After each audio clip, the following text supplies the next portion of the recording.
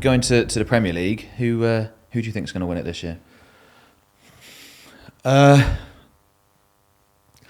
changed my mind about 63 times so far. And we're only about 20 weeks in, or 20 match days. I was bullish on Man City at the start because I know what they're like. Their squad's amazing. Then I went for Arsenal. I thought, you know what? And then Arsenal lost 2 games. I still think Arsenal are in it.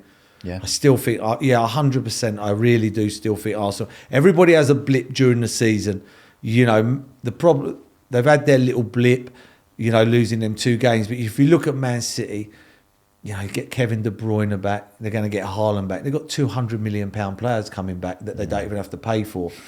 You know, and I watched them yesterday and Kevin De Bruyne come on. Well, I watched them against Newcastle the other day. Yeah. And when he come on, it was like a 20-year-old playing in an under-12s league. Yeah. It was just head and shoulders above everything. It was extraordinary what he was like. So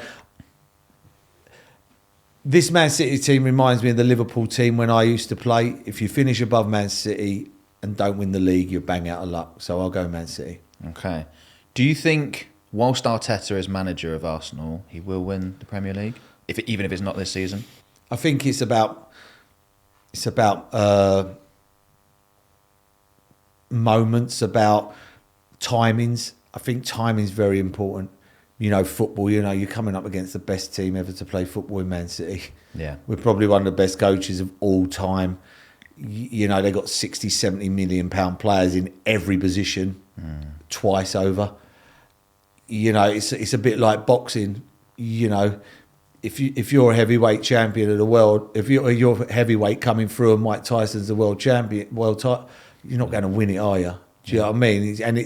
But if Mike Tyson weren't around at that time, that person might have won it, might have held the title for 10 years. So it's all about timings. I'm not sure. I think he's starting to get a little bit like Arsene Wenger at the moment. Okay. You know, that little bit of stubbornness. Right. You know, like, yeah, okay. You know, at the end with Arsene, and Arsene was amazing manager, you know, ahead of his time.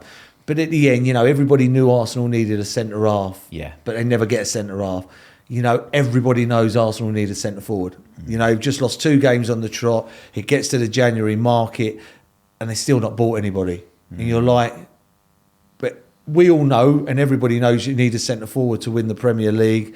You're missing chances left, right and centre, and they haven't got one. Yeah. And that's my problem.